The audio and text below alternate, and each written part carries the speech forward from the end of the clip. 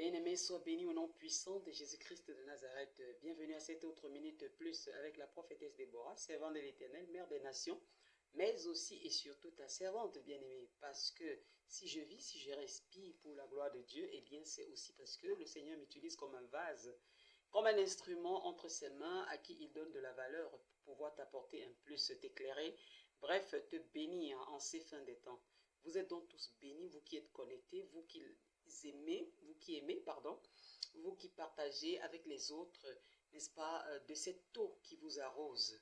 Et vous êtes donc doublement bénis au nom de Jésus-Christ de Nazareth. Merci, bien-aimés, de vous abonner. Merci de chercher la connaissance, la révélation, n'est-ce pas, pour la gloire de Dieu en ces fins de temps, afin d'éviter tous les pièges de l'ennemi. Bien-aimés, sans perdre de temps, nous allons inviter le Dieu de gloire à prendre le total contrôle de ces moments de partage, parce que, bien-aimés, ce n'est jamais facile de venir donner le message de la part de l'Éternel. L'ennemi fera toujours tout pour que le message ne puisse point parvenir, n'est-ce pas? Donc, il est bien pour vous de partager au maximum quand le Saint-Esprit vous convainc au nom de Jésus-Christ de Nazareth.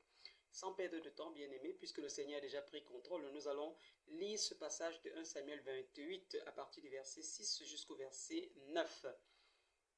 Saül consulta l'Éternel et l'Éternel ne lui répondit point, ni par des songes, ni par l'Urim, ni par les prophètes. Et Saül dit à ses serviteurs, cherchez-moi une femme qui évoque les morts, et j'irai la consulter. Ses serviteurs lui dirent, voici à Endor, il y a une femme qui évoque les morts. Alors Saül se déguisa et prit d'autres vêtements, et il partit avec 2 hommes. Ils arrivèrent de nuit chez la femme. Saül lui dit, prédis-moi l'avenir en évoquant un mort, et fais-moi monter celui que je te dirai. La femme lui répondit, voici, tu sais que Saül a fait comment? Tu sais ce que Saül a fait, comment il a retranché du pays ceux qui évoquent les morts et ceux qui prédisent l'avenir. Pourquoi donc tends-tu un piège à ma vie pour me faire mourir? Je m'arrête là, bien-aimé, et voilà. Saül, le roi Saül, qui est le tout premier d'ailleurs d'Israël, établi par le prophète, le puissant prophète Samuel. Voilà que, bien-aimé, il s'est comporté très mal vis-à-vis de l'Éternel. Donc, étant roi, il est devenu un but de sa personne. Donc, il ne voulait plus consulter personne. Même celui-là, le serviteur de Dieu que le Seigneur avait utilisé pour l'oindre, pour verser de l'huile sur sa tête et l'établir comme roi en Israël. Bien, il y a beaucoup de personnes comme ça. Lorsque le Seigneur utilise son nom ou son ointe pour les établir, après, voilà, ils se pensent indépendants. Ils n'ont plus rien à écouter de cette personne, ils n'ont plus rien à écouter de la part de l'Éternel. De toutes les façons, ils sont déjà arrivés. Et puis, voilà, c'est ce qui arrive donc à Saül. C'est pourquoi l'Éternel, donc, qui est très strict en matière de respect de l'autorité, n'est-ce pas, en matière de respect de l'autorité, de la hiérarchie, est fâché. Saül a fait des choses, il n'a pas respecté les instructions données de la part de l'Éternel au travers de la bouche de Samuel. Et il est parti d'erreur en erreur, au point où Dieu l'a rejeté. Vous pouvez lire donc à partir de 1 Samuel 11 jusqu'à 1 Samuel 15, où, n'est-ce pas, Samuel s'adresse pour la dernière fois à Saül et il lui dit que Dieu déchire, n'est-ce pas, la royauté entre ses mains. Donc, Dieu voudrait établir une autre personne à sa place. Donc, voilà, à partir de ce moment, il y avait comme une espèce d'ombre, n'est-ce pas, sur le chemin de Saül, et puis rien ne marchait. Et voilà, il se retrouve donc ici dans ce passage de 1 Samuel 28, complètement bloqué. Il pose la question à Dieu, il a les ennemis qui l'assaillent de part et d'autre, il pose la question à Dieu. Même les prophètes ne sont plus capables de lui répondre. Aucun prophète d'ailleurs, donc encore moins Samuel qui s'était retiré totalement pour aller rester à Rama, n'est-ce pas, et avait reçu totalement l'ordre de l'Éternel de ne plus du tout avoir de contact avec Saül, ce qu'il a respecté d'ailleurs, voilà. Donc, bien aimé, Saül se retrouve en train de rétrograder et de violer, n'est-ce pas, cette loi établie, n'est-ce pas, de prime abord dans Exode 22 au verset 18. Tu ne laisseras point vivre la magicienne. Il viole encore, n'est-ce pas, Deutéronome 18, verset 9 à 14, qui interdit formellement, n'est-ce pas, de consulter des gens qui évoquent des morts, qui parlent avec des esprits, des devins, des gens qui lisent l'avenir, qui prédisent l'avenir, et ainsi de suite, qui fassent passer leur fils par le feu, ainsi de suite, bien aimé. Donc, lis-moi Deutéronome 18, verset 9 à 14. Eh bien, dans le livre de 1 Samuel 28, Saül vient et il viole, n'est-ce pas, d'une manière très flagrante, cette loi-là. Et si vous lisez donc jusqu'à la fin donc du livre de 1 Samuel 28, 1 Samuel 29, vous allez voir que l'Éternel a arraché, n'est-ce pas, de manière violente la vie à Saül à cause de cette bêtise-là. Oui, il est allé évoqué les esprits des morts, il a demandé à cette prophétesse de Baal, hein, moi je peux dire ainsi comme ça, n'est-ce pas, de faire remonter l'esprit de Samuel qui était déjà mort. Oui, Samuel est remonté. Vous savez, quand Dieu interdit quelque chose, ça ne veut pas dire que la chose n'est pas possible. Mais quand Dieu interdit, il a interdit. Donc si tu fais la chose, oui, ça va se passer, mais seulement tu vas y couper les conséquences. Donc Saül a perdu la vie avec tous ses fils, n'est-ce pas, le même jour, hein, à cause de cela. Parce que l'esprit de Samuel qui est remonté lui a donc dit, bon, parce que tu as fait ça, Dieu t'a rejeté. Et tu sais pourquoi Dieu t'a rejeté? Parce que tu as fait ça, tu as cherché à me contacter, tu m'as dérangé. Donc aujourd'hui même, tu serais avec moi et avec tes fils, n'est-ce pas, dans le royaume des morts. Et c'est ce qui s'est passé, bien aimé. Beaucoup de personnes sont des Saül aujourd'hui. Les personnes qui ont abandonné l'Éternel, il y a même ses serviteurs, des oints et des ointes. Ils ont abandonné, n'est-ce pas, les voies de Dieu. Ils se sont détournés, ils ont péché, ils ont fait des choses des abominations, ils ont commis des abominations, n'est-ce pas, qui ont, n'est-ce pas, comme ça, énervé l'Éternel. Et puis l'Éternel s'est détourné complètement d'eux. L'onction qu'ils avaient avant, les grâces qu'ils avaient avant, n'est-ce pas, les bénédictions qu'ils avaient avant ont disparu carrément. Et puis quand ils essayent de prier, ils ont l'impression que leur prière, n'est-ce pas, ne traverse pas leur toiture. Donc voilà, ils se retrouvent en train de retourner en arrière, donc de retourner à leur vomissure. Beaucoup, n'est-ce pas, qui me regardent sont retournés encore, n'est-ce pas, chez les marabouts, chez les praticiens, sont retournés dans la tradition de leurs parents, aller à nouveau, n'est-ce pas, s'attacher à ci, à ça, à telle pratique, à tel rite, n'est-ce pas, parce qu'on veut se sentir encore connecté d'une certaine manière au monde métaphysique et ainsi de suite, alors que ce sont des abominations, des aberrations. Voilà, l'Éternel a été clair là-dessus, même dans le livre de Deutéronome 5, toutes les personnes qui se prosternent devant l'armée des ciels, les astrologues et autres, tous ces gens qui sont attachés à l'astrologie, n'est-ce pas, aux horoscopes et autres, tout, c'est une abomination. Donc voilà, comme ça, il y a beaucoup de Saül aujourd'hui qui pratiquent ce genre de choses, qui sont retournés, n'est-ce pas, vers leur vomissure, ils sont retournés vers les idoles de leurs parents, comme l'Éternel, n'est-ce pas, s'en plaint d'ailleurs. Vous allez voir que dans le livre de 2 rois, 23, vous allez voir le roi Josias qui s'est débarrassé, la Bible déclare qu'il s'est débarrassé des idoles d'Astarté et autres et tout, des hauts lieux, des lieux où les gens allaient faire des sacrifices à Moloch, à Astarté, à tous ces dieux étrangers, n'est-ce pas, en dehors de l'Éternel. Si vous lisez encore dans le livre de Jérémie, si vous allez dans le livre de Jérémie, Jérémie 3 par exemple, ouais, je vais y aller, dans le livre de Jérémie 3, voilà, Dieu dit, il parle comme ça à Jérémie, donc au verset 6 de Jérémie 3, l'Éternel me dit, au temps du roi Josias, as-tu vu ce qu'a fait l'infidèle Israël? Elle est allée sur toute montagne élevée et sous tout arbre vert, et là elle s'est prostituée. Vous voyez, beaucoup de personnes vont dans les forêts, donc ils consultent les esprits des forêts, les esprits des montagnes et autres et tout, ils se connectent et ils font du n'importe quoi. Voilà. Et maintenant, Dieu demande à son peuple de revenir. C'est pourquoi au verset 13 donc, de Jérémie 3, il dit, reconnais seulement ton iniquité, reconnais que tu as été infidèle à l'Éternel, ton Dieu, que tu as dirigé ça et là tes pas vers les dieux étrangers, sous tout arbre vert, et que tu n'as pas écouté ma voix, dit l'Éternel. Revenez, enfants rebelles, dit l'Éternel, car je suis votre maître. Je vous prendrai, d'une ville, d'une famille, et je vous ramènerai dans Sion. Au verset 15, je vous donnerai des bergers selon mon cœur, et ils vous paîtront avec intelligence et avec sagesse. Voilà. Et on continue, verset 16. Lorsque vous aurez multiplié et fructifié dans le pays, en ces jours-là, dit l'Éternel, on ne parlera plus de l'arche de l'alliance de l'Éternel.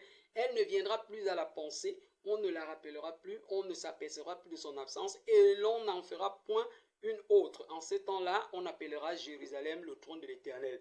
Toutes les nations s'assembleront à Jérusalem au nom de l'Éternel, et elles ne suivront plus les penchants de leur mauvais cœur. Amen. Donc vous comprenez, bien aimé, c'est toutes les nations qui sont concernées. Vous voyez ici par exemple dans la parole, c'est le peuple juif, le peuple choisi de l'Éternel. Le peuple choisi de l'Éternel pour illustrer, n'est-ce pas, comme ça, des bonnes ou des mauvaises choses que l'Éternel, au fil des temps, a, n'est-ce pas, décrites pour pouvoir nous enseigner, nous, les autres peuples, les autres nations qui seraient, n'est-ce pas, bénies.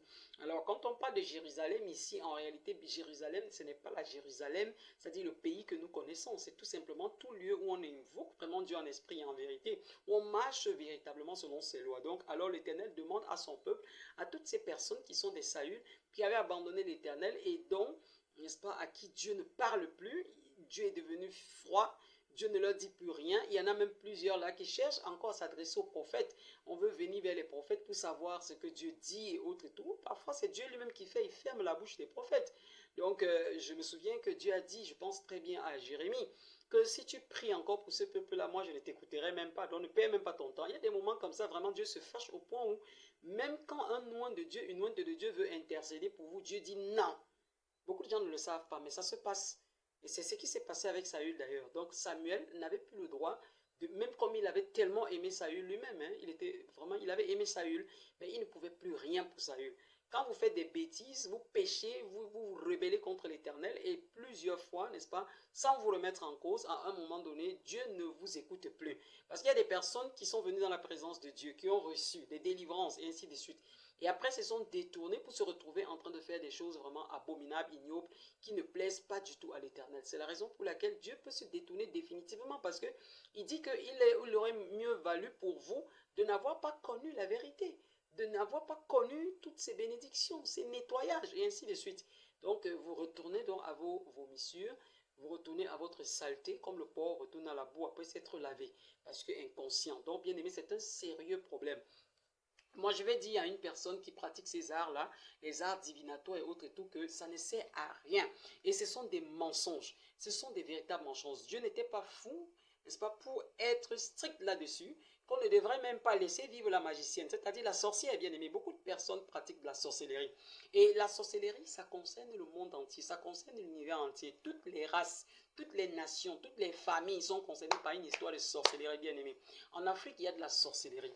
Donc, vous allez voir, n'est-ce pas, des gens comme ça qui adorent des crânes, qui vont dans les hauts lieux, qui font des rites, qui entrent en contact avec les morts. Pourtant, Dieu l'interdit formellement. Vous n'avez qu'à lire dans le livre de Luc 16, bien aimé, où, n'est-ce pas, lorsque le jeune homme meurt, et puis se retrouve de l'autre côté dans le sein d'Abraham. Et puis il y a aussi ce riche qui, pendant sa vie, avait une belle... il menait un train de vie élevé. Quand il meurt, ben voilà, il veut communiquer avec, n'est-ce pas, le jeune de l'autre côté. Et puis, on lui dit non, il n'y a pas de relation entre les vivants et les morts. Et puis il dit, bon, allez avertir quand même à mes frères là-bas pour qu'ils changent de vie. Et puis Abraham lui dit non, c'est impossible également. Donc ils ont les prophètes là-bas qui les écoutent.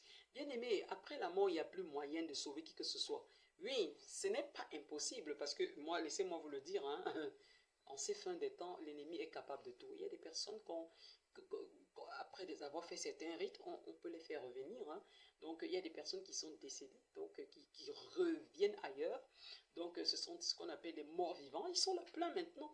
J'en ai parlé. Dieu m'avait révélé ça. Et puis, je n'ai pas manqué de dire ça au peuple de Dieu depuis 2016. J'en parle jusqu'aujourd'hui. Vous comprenez que, voilà, il y a des personnes là dehors qui ne sont pas normaux comme vous et moi, mais des personnes qui sont mortes dans un lieu et puis de l'autre, il y a des procédés, des processus, on les fait revenir et après, ils travaillent ailleurs, sauf que, bon voilà, je ne vais pas entrer dans certains détails parce que ce n'est pas l'objectif de cette minute plus, bien aimé. Donc sinon, elle va être très très très longue. Alors, je voudrais vous dire quand même de faire très attention, c'est pourquoi il ne faut pas aller dans n'importe quel milieu. Les gens qui aiment aller dans les boîtes de nuit, les gens qui aiment aller dans les bars, très tard, se retrouver dans les carrefours, très tard et autres et tout, passer près des cimetières et autres, mais faites attention, ils sont là.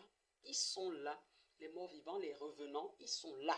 Donc, il y a des gens qui font des pratiques, et aujourd'hui, c'est possible, même d'ailleurs, le Seigneur m'a révélé, vous allez être surpris, mais je garde encore ça secret parce que dans un pays, n'est-ce pas, européen, le Seigneur m'a révélé que dans des cimetières, n'est-ce pas, on faisait des incantations pour faire revenir, n'est-ce pas, l'esprit de certains oints de Dieu qui sont décédés, puis voilà, on les incarne en ci, en ça. C'est pourquoi également je vais profiter pour dire que faites très très attention lorsque vous dites que vous allez faire ce qu'on appelle la fécondation in vitro, que vous allez, n'est-ce pas, on va vous mettre des spermatozoïdes dans le ventre et tout et tout. Moi j'ai appris qu'il y a des gens qui cherchent, n'est-ce pas, comme ça, à se procurer des spermatozoïdes ou des ovules pour féconder si ça, les mères porteuses et autres, tout. Faites très attention, c'est des esprits.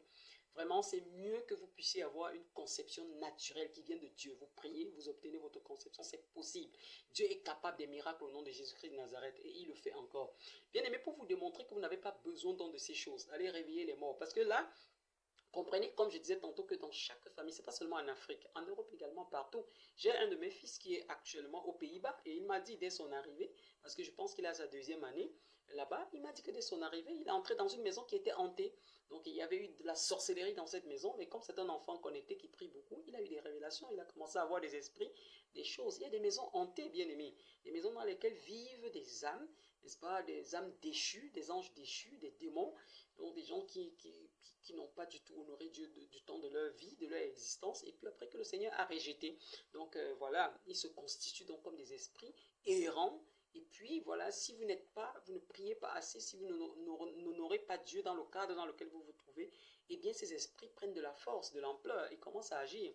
N'avez-vous jamais vécu le phénomène, vous êtes dans votre maison, il y a des bruits bizarres qui se passent, vous perdez les choses d'une manière anormale, c'est comme si vous avez déplacé quelque chose alors que vous ne l'avez pas déplacé, vous entendez des bruits, quelque chose se renverse brusquement, vous-même vous sentez que ça c'est pas normal, c'est une force anormale. Parfois vous entendez des bruits dans votre cuisine, dans votre douche, et ainsi de suite. Vous n'ignorez pas, bien aimé.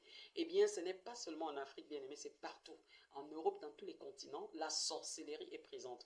Donc, vous voyez dans la parole de Dieu, des gens qui vont consulter des Astartés, et ça, le roi Salomon, n'est-ce pas, qui a bâti des hauts lieux, n'est-ce pas, comme ça, et puis ça a continué, bien aimé. Les autres gens ont perpétré ça, jusqu'à ce que on arrive, par exemple, dans Actes des Apôtres, au chapitre 8, vous allez voir qu'il y a un certain Simon le magicien, qui, n'est-ce pas, exerçait des arts de magie. Et puis, lorsqu'il a vu Philippe, au travers duquel le Seigneur faisait de nombreux miracles, il y avait des délivrances et autres et tout, il s'est approché, il a fait semblant de donner sa vie au Seigneur. Je pense que c'était avec ruse qu'il s'est approché.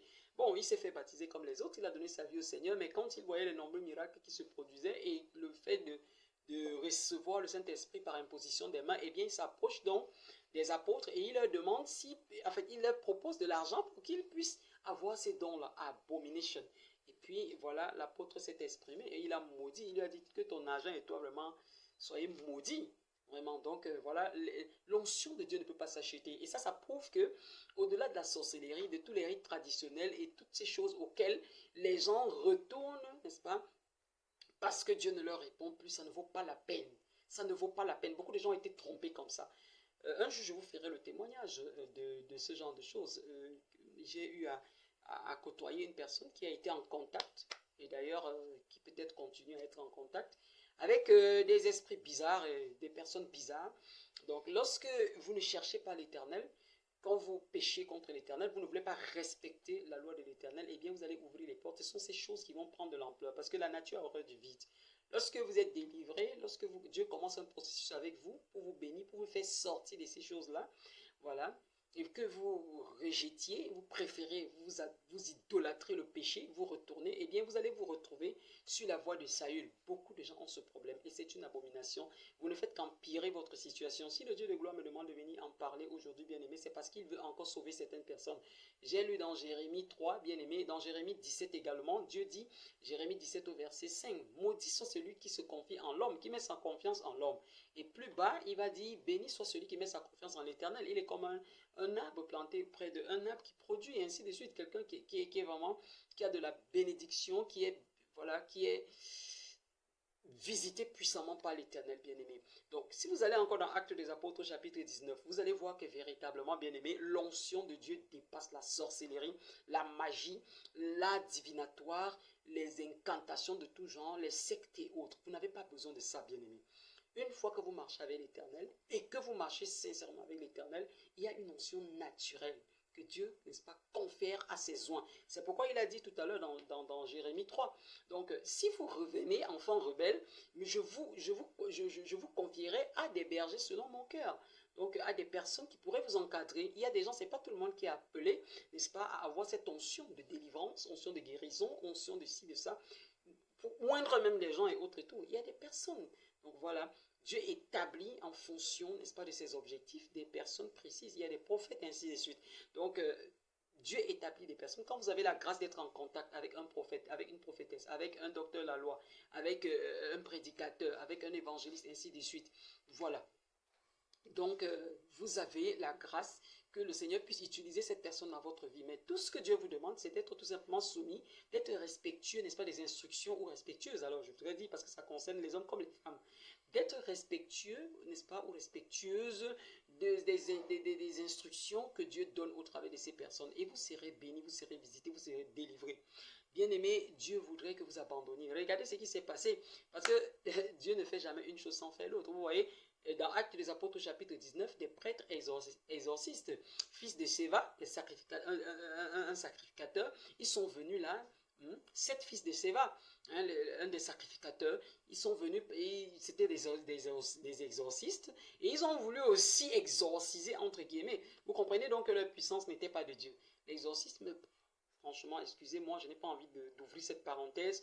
Franchement, c'est très très dangereux, parce que la Bible est claire là-dessus, dans Actes des Apôtres, chapitre 19. Ils n'ont pas pu.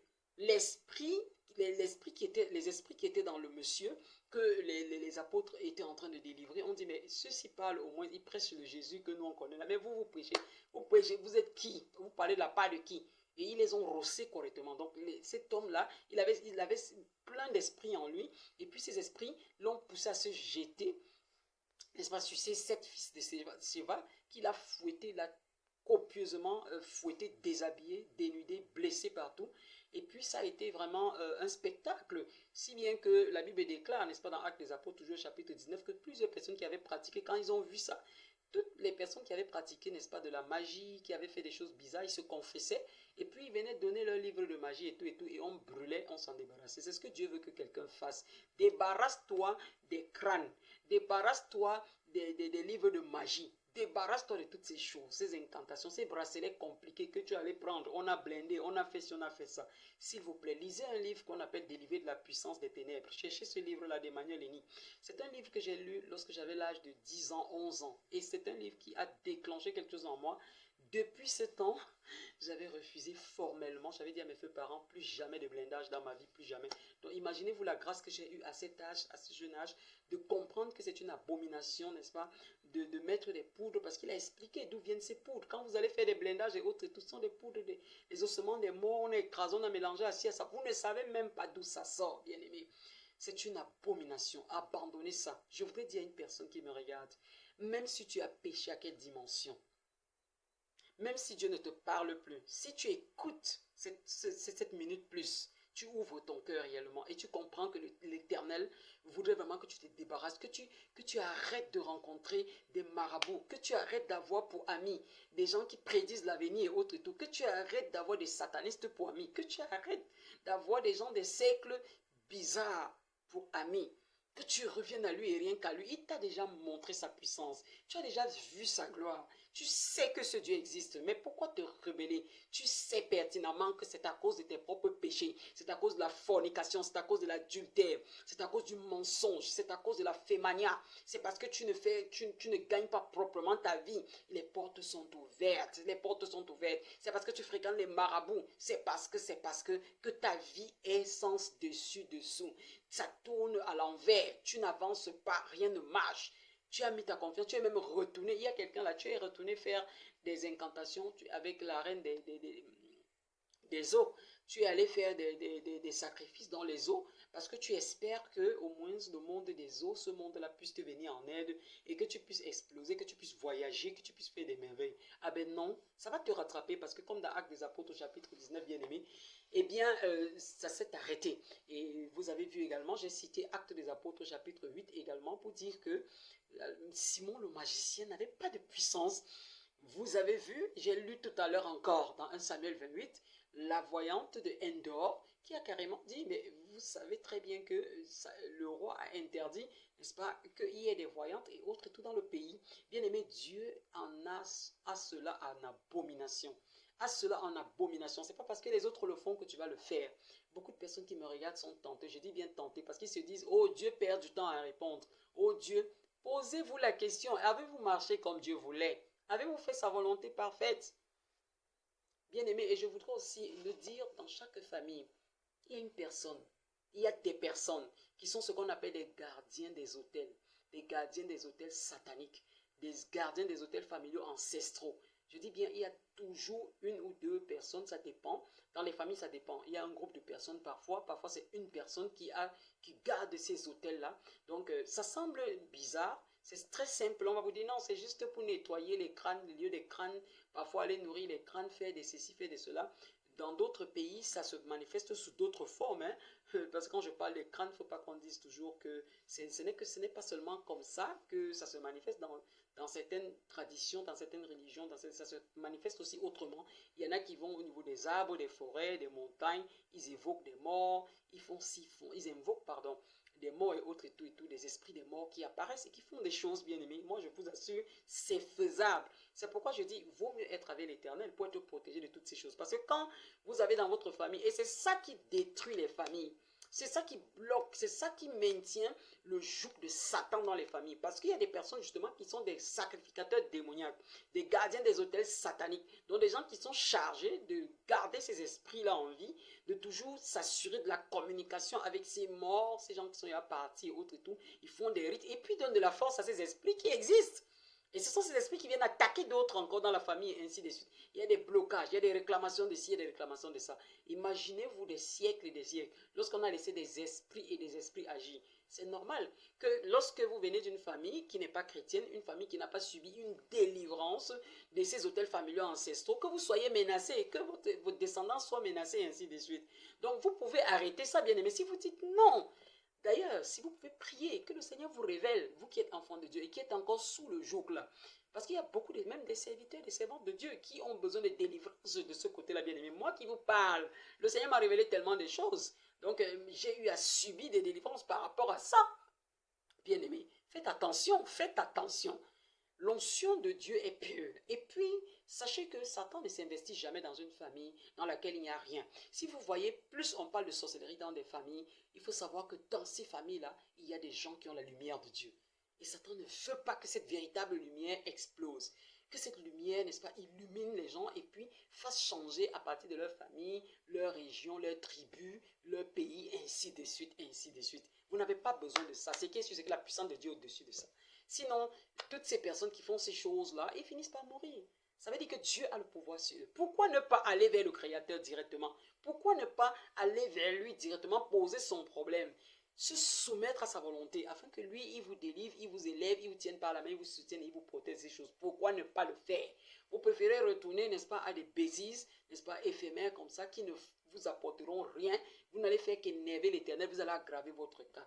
Bien-aimé, il y a des sacrificateurs démoniaques dans les familles. Et ce sont ces personnes qui sont justement chargées de faire commerce dans le règne spirituel. Vous allez voir, dans une famille, par exemple, il y a un sacrificateur démoniaque. Il y a ce qu'on appelle les pourvoyeurs sataniques. Donc des gens qui décident, n'est-ce pas, de la vie des gens, des étoiles, de l'orientation, de ce qu'ils vont faire, de ci, ça. Alors, ils peuvent vendre, n'est-ce pas, ils ont par exemple telle chose dans leur famille, par exemple, les gens ont la bénédiction du mariage, voilà. Et maintenant, dans ces négociations sataniques, dans le règne spirituel, ils vont rencontrer une autre famille, ils font la négociation, ils disent, bon, ok, on va vous donner notre onction de mariage et puis vous allez nous donner votre onction d'intelligence.